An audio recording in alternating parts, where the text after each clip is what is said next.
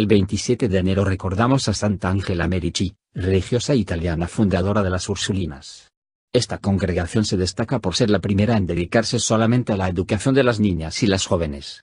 Nació en Garda el 21 de marzo de 1474.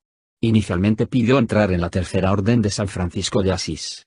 En 1516 fue enviada a Brescia. Luego, en 1524, partió hacia Jerusalén. Allí sufrió de ceguera, por lo que debió regresar. En el camino de regreso a Roma recuperó la visión. Años después, de vuelta en Brescia sintió el llamado a servir y es cuando decide formar la congregación de vírgenes que quieran consagrarse al Señor. Convierte a Santa Úrsula, una mártir del siglo VI, en la patrona de la compañía por su devoción particular hacia ella. La congregación dio inicio con 28 niñas y jóvenes el 25 de noviembre de 1535. Murió el 27 de enero de 1540. Fue canonizada el 27 de mayo de 1807 por el Papa Pío VII. Santa Devota fue una virgen del siglo III. Ella tomó la firme decisión de vivir la virtud de la virginidad para alabar a Dios. Murió martirizada durante una persecución ordenada por el gobernador provincial Diocletiano.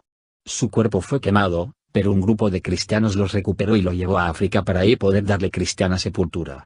El sexto día antes de las calendas de febrero, lo que corresponde aproximadamente al día 27 de enero, mientras era llevada a través del Mediterráneo, una tormenta azotó la embarcación. Entonces, una paloma salió del cuerpo de la santa y les guió hasta la costa del valle conocido como Gaumentes en Mónaco.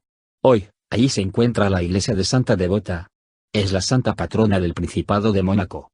Aunque nació, vivió y murió en Mariana en Córcega. También es el día de San Enrique de Oso y Cervillo, un santo de la región oriental de España, de las regiones de Cataluña y Valencia. Nació en un pueblo de Tarragona, Cataluña el 16 de octubre de 1840. Fue profesor de matemáticas y física en el seminario y se dedicó con mucho amor a la catequesis. Organizó en 1871 una escuela metódica de catecismo en 12 iglesias de Tortosa y escribió una guía práctica para los catequistas. Desde niño tuvo una devoción muy grande por Santa Teresa de Ávila, de ahí su intención de escribir sus pensamientos con relación a la catequesis. Se unió a la congregación de hermanas de la Compañía de Santa Teresa de Jesús, conocida como teresianas. Además de su celo por formar a los cristianos, alcanzó la santidad por su lucha por mantener viva la fe cristiana en España durante el siglo XIX. Tenía una fuerte convicción a favor de la Iglesia y la jerarquía del Santo Padre. En 1870 organiza la Asociación de Congregantes de la Purísima Concepción para jóvenes. 6 años más tarde fundará la Hermandad Josefina que agrupaba a los hombres sin discriminación de trabajo o edad. Luego de haber fundado una congregación mariana de jóvenes labradores del campo, fundó en 1873 la Asociación Hijas de María Inmaculada y Santa Teresa de Jesús, hoy Movimiento Teresiano de Apostolado ONTA, quienes viven el ser cristianos auténticos cristianos en el propio ambiente. Y para facilitar la oración de los miembros de sus instituciones, publicó en 1874 el Cuarto de Hora de Oración, uno de los libros más importantes de toda su carrera, y publicado en muchos idiomas y dialectos.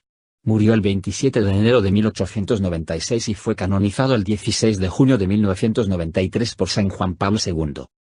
También recordamos a San Vitaliano, el 76º Papa de nuestra Iglesia desde 657 hasta 672. Su pontificado fue después del cisma con la Iglesia Ortodoxa, que trasladó su sede a Constantinopla, lo que hoy es Estambul. El inicio de su pontificado estuvo marcado por el intento de acercar a Roma con Constantinopla.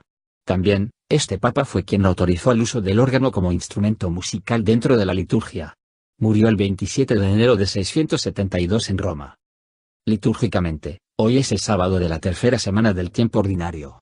Después de la fiesta de la conversión de San Pablo y la memoria de los santos Timoteo y Tito, volvemos a la lectura continua del segundo libro del profeta Samuel.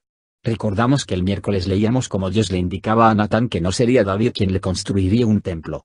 En el relato del día de hoy, Natán enviado por Dios le cuenta al rey David sobre cierto rico que no quiso disponer de sus abundantes bienes sino que despojó a un pobre de todo lo que tenía para atender a un invitado. ¿Qué actual es este mensaje? Seguramente se te ha venido a la mente alguien que se ha aprovechado de los demás. Pero hoy Dios no quiere que pienses en lo que otros han hecho. Hoy es momento de que veas tu interior.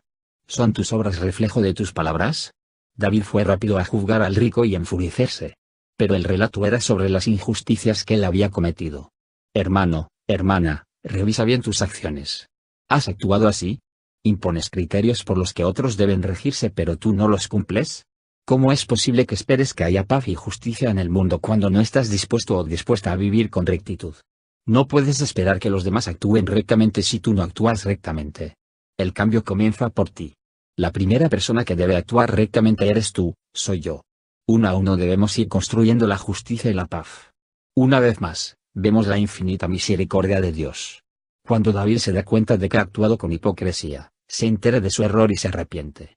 Si te arrepientes verdaderamente, no solo decir que lo sientes, sino que honestamente recapacitas y te das cuenta de que has obrado mal y te pesa haberlo hecho, Dios manifestará su misericordia contigo. Como con David que no fue condenado a muerte. En esa línea, el Salmo 50 responde: oh Dios, crea en mí un corazón puro. Este es un salmo que invita a la reflexión interior, al examen de conciencia. Pero más que eso, es un llamado a que dejemos nuestra vida en manos de Dios, a que nos dispongamos a dejar las situaciones de pecado que nos atan y entreguemos nuestra vida al Señor para que Él haga en nosotros su voluntad. Para que Él utilice nuestro corazón para manifestarse a otros que aún no le conocen. Sin importar los pecados que hayamos cometido en el pasado. Arrepintámonos del mal que hayamos cometido en el pasado y a partir de este momento estemos dispuestos a vivir con un corazón puro y al final de los tiempos podamos vivir eternamente disfrutando y glorificando en la compañía del Señor. También leemos el capítulo 4 del Evangelio según San Marcos, del 35 al 41. Jesús les pide a sus discípulos que vayan a la otra orilla. Ir a la otra orilla implica salir del lugar en que se encuentran actualmente. Jesús nos pide ir más allá de donde estamos, a hacer más de lo que ya estamos haciendo para ayudar a construir su reino. Dios sabe que somos capaces. Es posible que nos sintamos seguros, nos sintamos cómodos y oímos la voz de Dios que nos llama a hacer más, y nosotros mismos nos convencemos de que ya hacernos suficientes. La santidad implica salir de nosotros mismos y tomar riesgos. Nuevamente aparece el mar, la figura del mal para los judíos. Y dice Marcos que iban varias barcas acompañando y se levantó un fuerte huracán. Las olas mecían las barcas y amenazaban con hundirlas. Mientras tanto Jesús dormía. Y lo despiertan y le preguntan, ¿no te importa que nos hundamos? La barca es figura de la Iglesia. Durante estos 21 siglos que tiene la Iglesia de existir muchas veces ha estado en esta situación que parece sucumbir antes el mal, que se hunde, que entre nuestros pecados, nosotros que formamos la Iglesia, parece que se corrompe y se cae a pedazos y que Jesús no está con la Iglesia, o está dormido. O puede parecer que nuestros problemas son más grandes que nosotros y que nos hunden como una pequeña barca en una tempestad. Pero Jesús se pone en pie y con su autoridad, como el Hijo de Dios que es, le ordena al mar, al mal, que haga silencio, que se calle. Y el viento cesa y viene la calma. ¿Cuántas veces no ha pasado esto con la barca de la Iglesia? Que hay escándalos y parece que es el fin de la Iglesia, pero Dios está en el barco y Él calma la tempestad. Porque los pecados de nosotros pecadores no son más grandes que el Dios que es cabeza de esta Iglesia.